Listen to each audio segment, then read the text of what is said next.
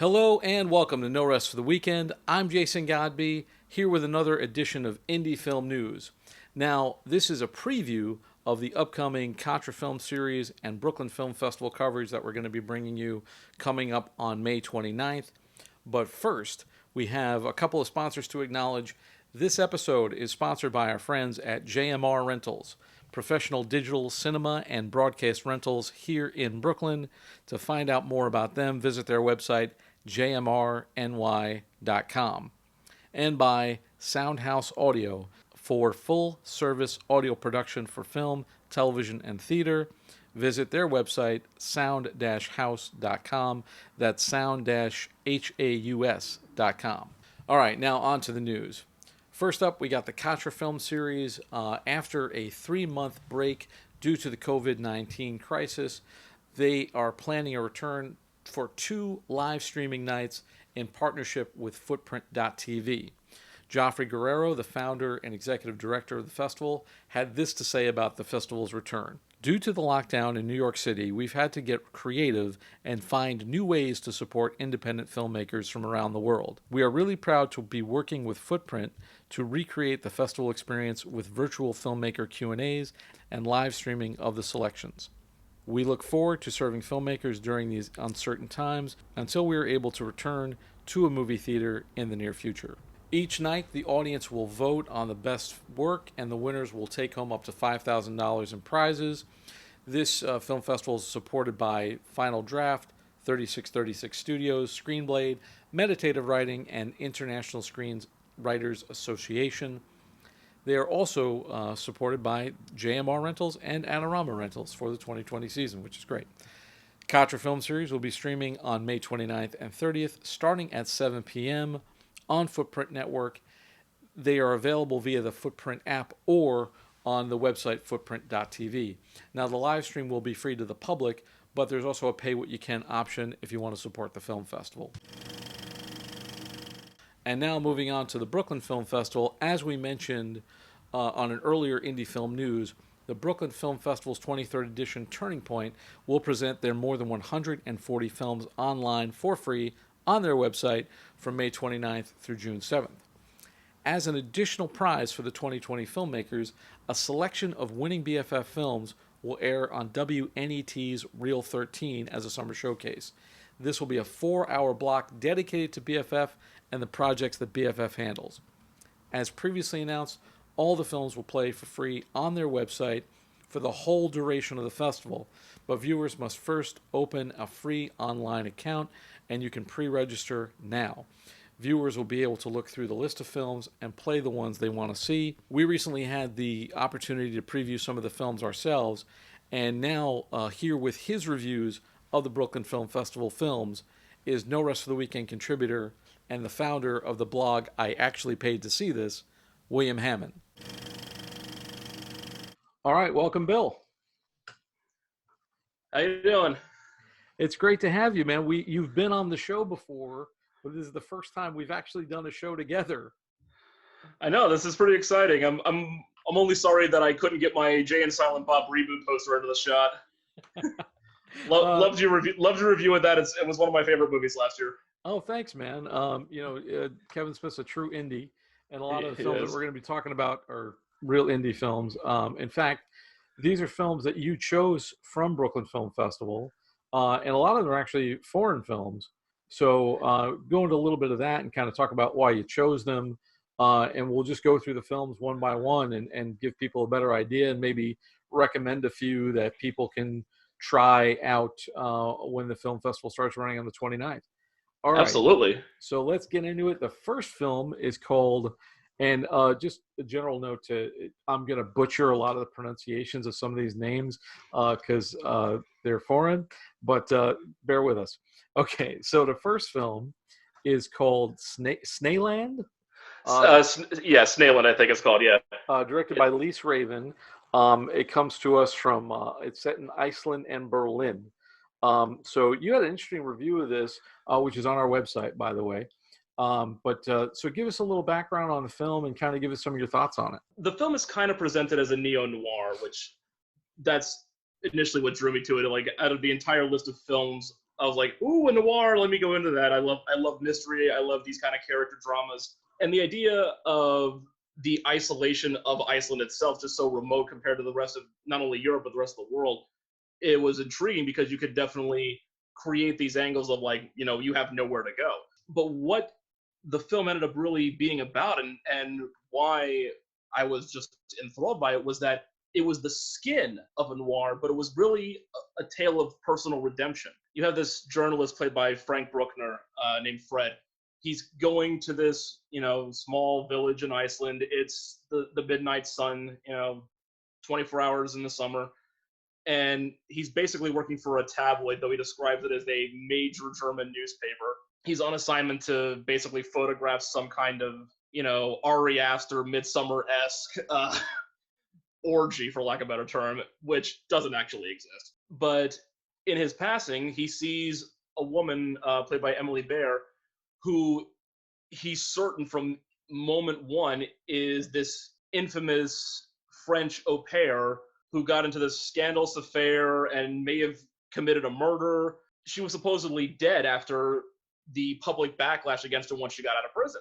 So he's like, okay, I'm going to completely redeem my career now, get back into serious journalism by exposing this person. That's where the beauty of the film comes in, because there's no true mystery. It's more of, how do you define redemption? Is it rebounding from a past mistake, or is it making a choice to better someone else at your own expense? Vikingur Christensen plays a cabbie named Oscar. He's Emily Bear's husband in this film. She goes by the name of Melanie, an assumed identity. He's just this unassuming, blue-collar, awesome little working guy who just wants to do right by as many people as possible, even though he's chosen different paths for his life than what his family would approve of, what the very insular fishing community would approve of. But all he cares about is doing right by the people he loves. He's trying to learn French because his wife is French. It's one of the most endearing scenes of the film, is just watching him run up and down the stands at a small soccer field, just reciting French dialogue in his earphones, just so he can try to get that much closer to this woman who he found basically by accident. It sounds to me like the film, you said it presents itself as kind of a noir, but there's not really a mystery. We know that this person is under the assumed identity. That's not a mystery in the film. Yeah, it's never questioned. There's some doubt from Fred's publishers of like, oh, come on, she's dead. It's like, no, once the information is out there, it's pretty much well confirmed. It's like the third man in that respect. It's like, once Harry Lime shows up, it's Harry Lime. There's no questioning of who it is. Right. So yeah. The mystery is the central question of the film is not, is this woman this person who's faked her own death? Mm-hmm. The mystery is he going to write the article? Is he going to expose her, kind of thing? Yeah, so that's kind of where the tension and the drama come in. Yeah, it's not even a question of whether or not she did what she went to prison for, because it's irrelevant. She's already served her time. She's paid her debt, whatever it may have been. The question is, does she deserve a life of her own now? Is the scoop worth the damage she could potentially do to her life and to Oscar's life and to the whole community by exposing this? One of the great visual metaphors of the entire film is that when Oscar drives people all over the place, they have to enter and leave the town through a tunnel in a mountain. So every time they move around, they're engulfed in darkness, and then they come out to a very bright light. And only Oscar doesn't have to shield his eyes. So the idea of going through the dark to come back into the light, it's a striking metaphor that Lisa Raven puts into this. It does so much thematic heavy lifting throughout the entire film. For those who might be, wondering what to watch with Brooklyn Film Festival coming up, what they want to stream, would you recommend this one? Yeah, I mean, every film has its flaws. I mean, I don't want to harp on them too much. I mean, there are a couple of technical elements in this one that makes it look a little less polished than everything, and you might notice some pretty glaring continuity errors. But again, the strength of the story, the strength of the performances, the strength of the themes and storytelling ability, that's what really matters here. It's just too rich of a story and too well done from a thematic standpoint to really worry about, hey, that truck disappeared in the next shot.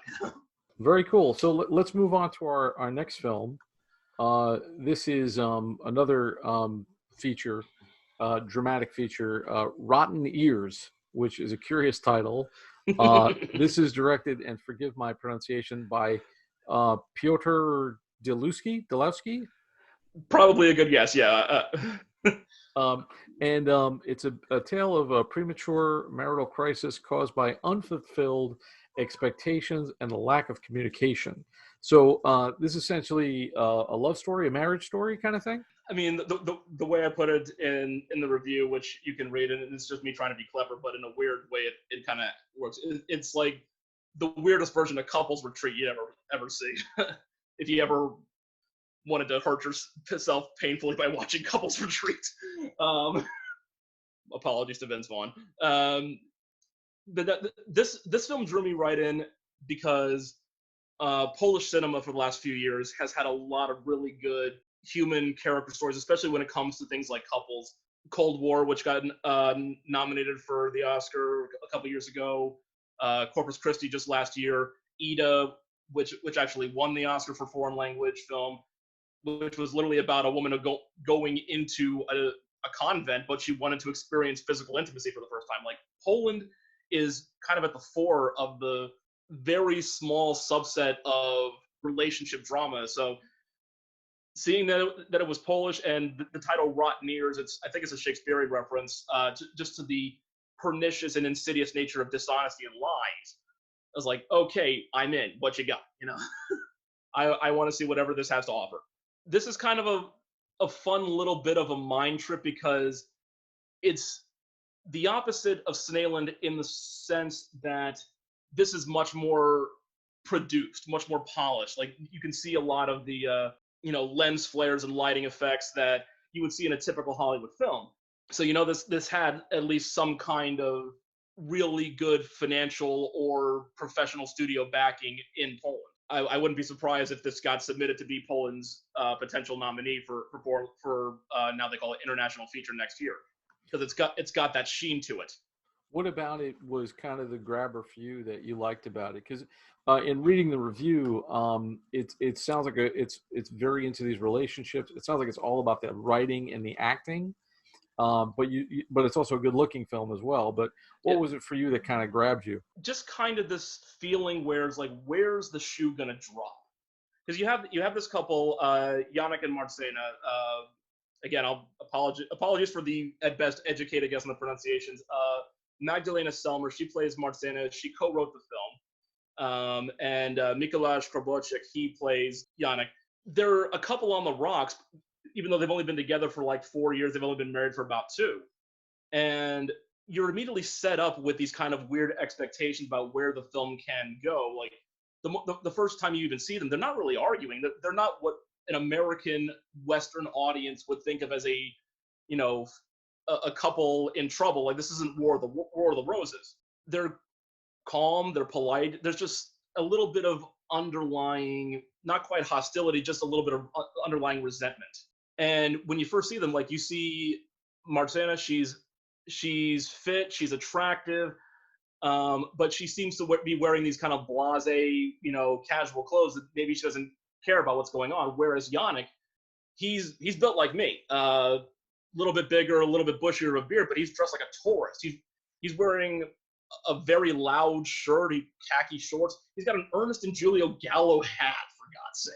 I was like, this guy is a tourist and wants everybody to know it. But when you actually meet the characters and see how they interact, it's more that he's putting on a facade. He's putting on a show to make it look like he's committed to this, whereas she is more looking casual because she's prepared to do anything and everything to get this process right. And the therapist, his name is Henrik, I believe it's played by Michael Manich. He's got this very unconventional way of going about things. He makes them sign contracts, surrender their cell phones, blah, blah, blah. Like, you almost wonder if there's some kind of like weird, insidious, torture porn scene coming, like something out of an Eli Roth movie. But it's just more that it's like, oh, we're going to play this game where you hop around in place and dance with each other. And in that respect, you see that Marcena's clothing, this loose-fitting casual clothing, she's exactly prepared for what she needs to do. Whereas Yannick is just completely awkward and stilted, doesn't want to be there. He kind of wants the validation of being there without actually doing the work. And then once Henrik brings in another couple, these actors that he works with to basically project the problems that the couple has back to them, it almost creates this beautiful Rashomon-esque scene where you can basically have one interaction that 5 people interpret 5 different ways, where there's not necessarily a right or wrong answer. I just wanted to keep exploring it and see what the truth really was. Did Yannick ever cheat on Marcena? Is she expecting too much of him? Like, everybody has their flaws, which the film is willing to show without any hint of a veneer to it. The question then becomes, what did we do about it, and what really happened? And this is where I won't necessarily call it a flaw, but if this film were to get picked up and potentially get distribution internationally, you have to go back and do some reshoots, because the film's only 58 minutes long. For once, I wanted so much more exposition. I wanted flashback scenes. I wanted to see exactly what's going on, rather than being told in a couple of lines of dialogue here and there. It's like, this is a film that begs for another half hour, 45 minutes to truly get into these characters' heads, because the resolutions and the twists and turns that come before it, they're so well done. They just need a little bit more build to, a little bit more heft to them. And I would honestly just love to see what they would do with a heavier budget, more time to shoot, because it's basically a bottle film. Like, it's 5 people who are only inside a house or in the backyard. It's not like it'd be a hard set to reconstruct.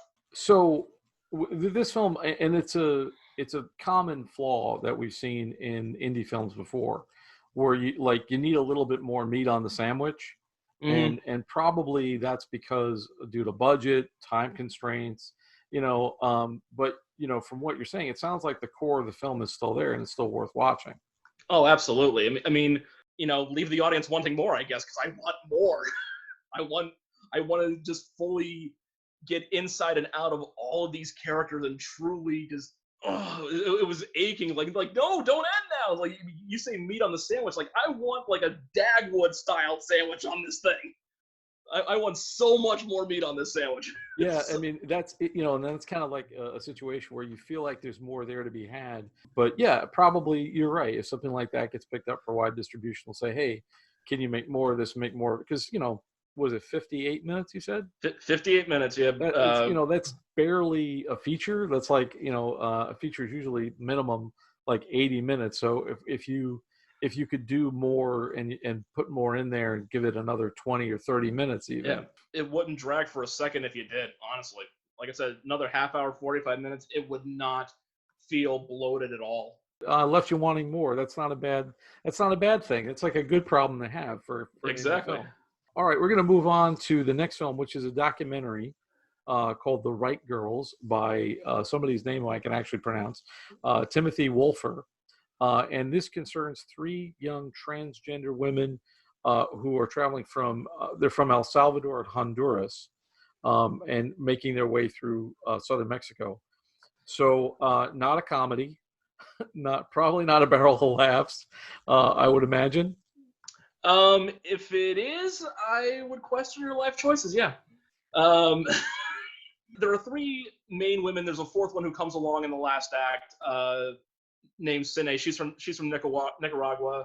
You have Joanna and Chantal from Honduras, and you have Valentina from El Salvador. Now, El Salvador and Honduras have 2 of the 5 highest murder rates in the world, and LGBTQ people are targeted disproportionately to the rest of the population. We see that problem even in this country. They make up 1/3% of the population, but a hefty number of the casualties of hate crime violence in the U.S. So during the 2018 migrant caravan, or any number of epithets that politicians would levy at it, you had this small group of people, the 4 that are featured in the film, but there's about 2 dozen or so that pop in and out, and they basically through need, come together and basically watch out for each other. And we get this kind of unique look at the odyssey of going, in essence, 3,000 miles to the border. A lot of the first part of the film, they're basically just walking. It's all they can do.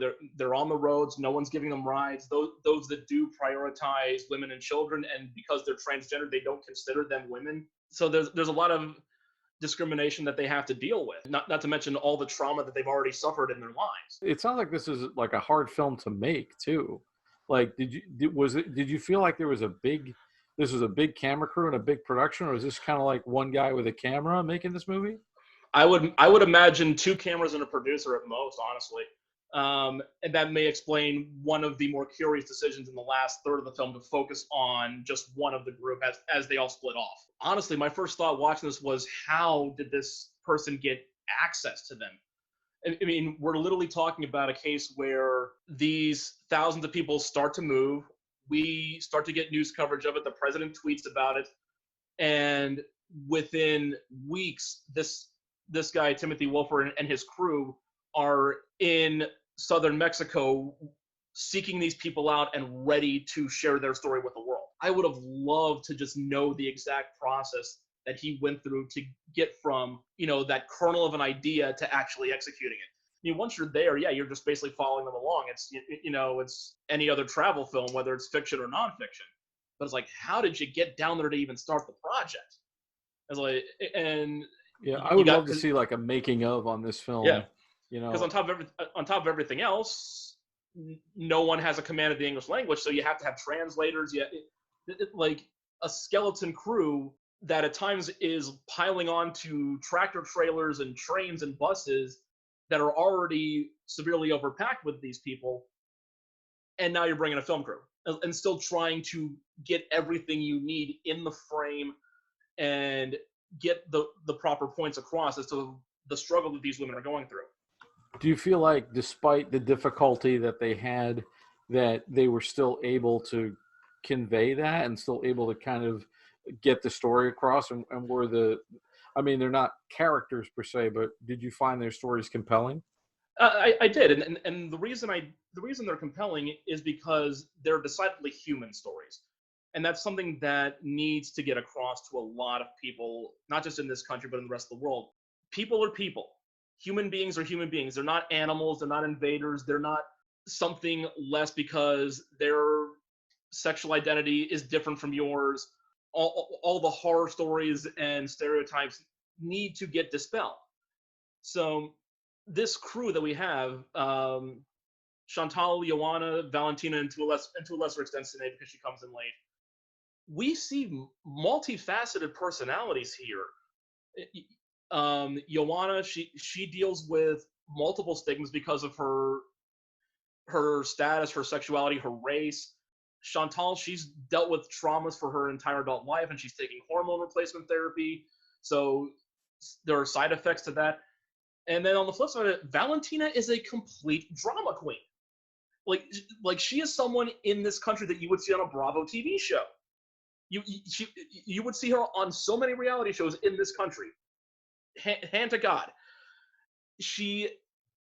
There's even possible debate as the film goes on. It's like, is she just playing this up for the cameras? Is she seeing this as her moment in the limelight? Which, it's an odd accusation to fling because you're not trying to depict that.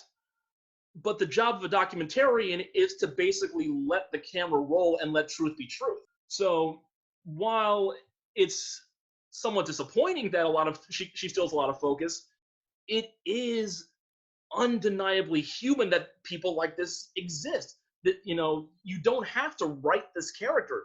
She's a real person. This is her. For better or worse, this is her. Well, it's like that. We talk about it in documentary film. Like, it's like that observer effect. Mm-hmm. Just by observing the story, just by being there, you change things and you create a different story than what would have happened had you not been there. And that's an interesting thing to play with. It's an interesting question to ask while you watch the movie. For this one, how did you overall? Did you feel like with the previous film we said we wanted a little bit more of it, did you feel like this was a complete film, and would you recommend it? It's definitely a complete film. Apart from a couple of things in the third act, but again, I think that's necessity with the small size of the crew. Some of the girls get some of the women get separated, and I think eventually just choices had to be made. Who do we follow at this point? We can only follow one, make the choice, and then deal with the others in a postscript. Again, this is where yes, a behind the scenes documentary would be such a wonderful supplement to this, because I would love to just see what the decision process was for, like, who do we go with, you know, who do we follow to the end. If we have someone like Valentina who is playing up, you know, for the cameras, the observer effect taking over, it's a little disheartening that the camera obliges her in that respect, if that is what actually happened. But at the same time, again, this is real human drama laid bare before the world. Okay, so now we have our next film, which is a short, a unique little short called Mr. Sam, directed by Zeus Kanatianis. My Greek is not great, but that's kind of what it sounds like to me. Sorry, we apologize to the filmmaker Zeus. It's a unique film, a unique premise.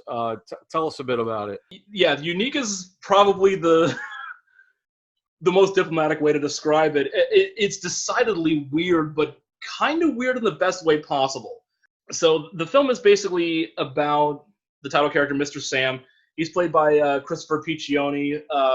You might have seen him in some TV shows like Blue Bloods, SVU. He's done a lot of bit parts around the last few years, and he writes and directs his own short films.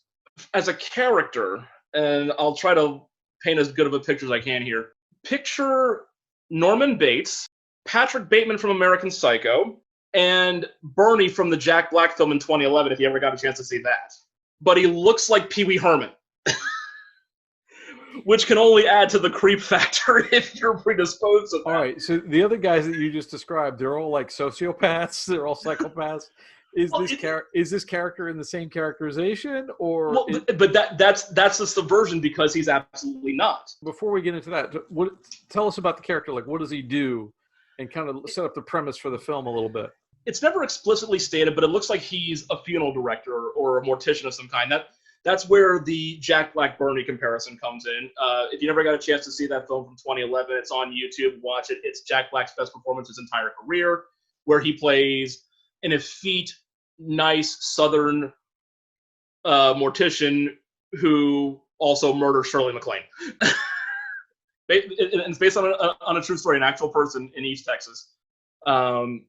So that's where the Bernie comparison comes in. That appears to be his job. He might be a mortician, and he tutors a local young girl, and he's got all these weird kind of affectations about him. Again, just little weird things that make him quirky or eccentric.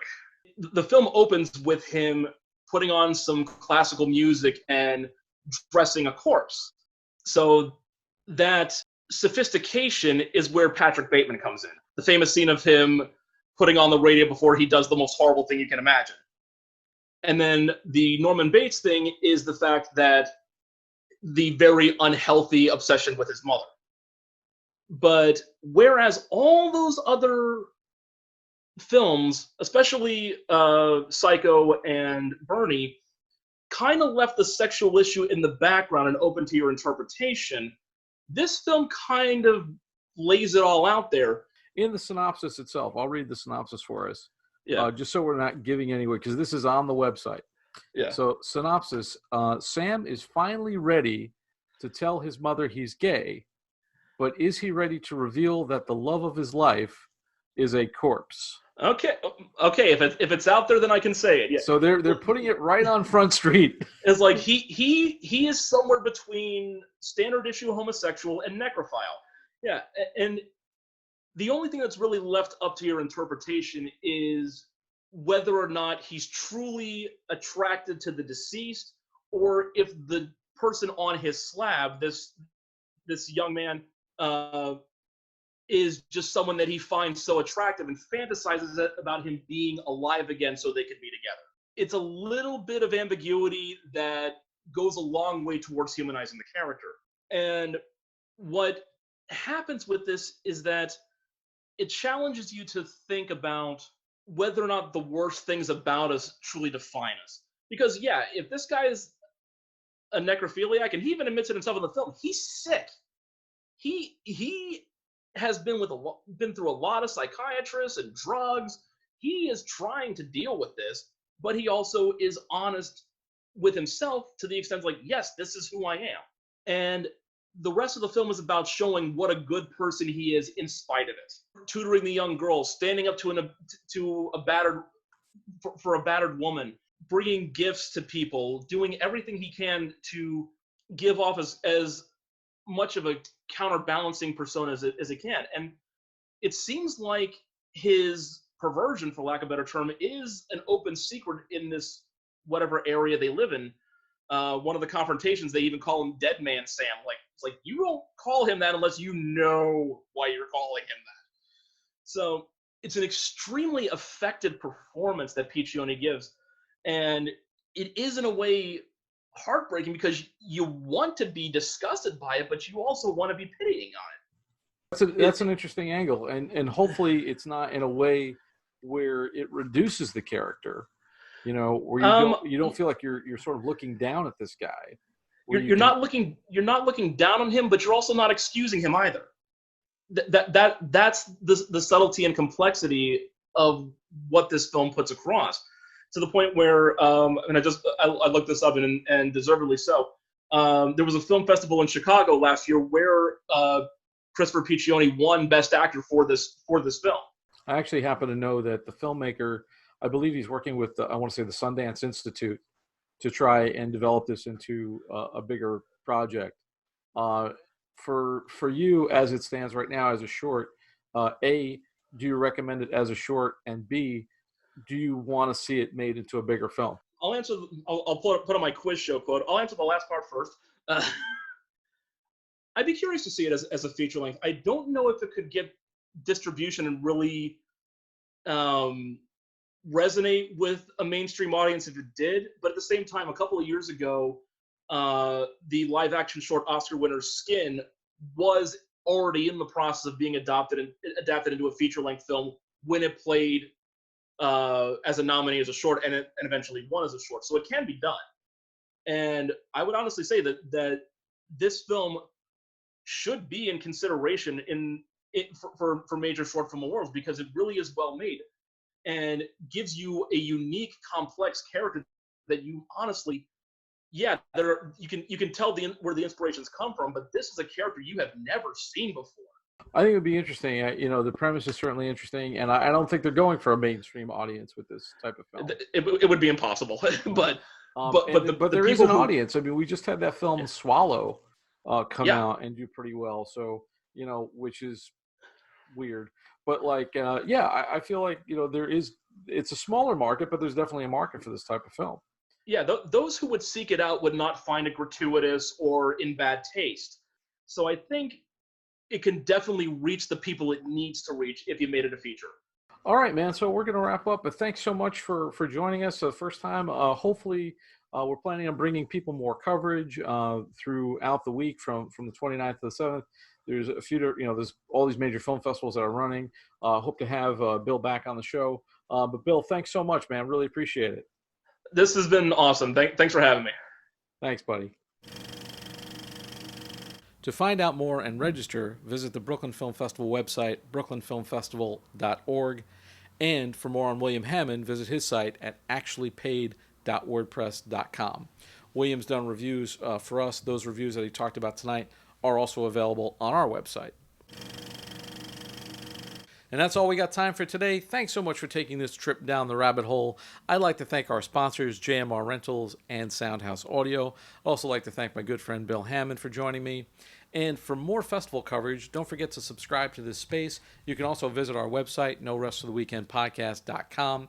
And for Behind the Rabbit Productions, I'm Jason Godbey. Thanks for joining us. We'll see you next time.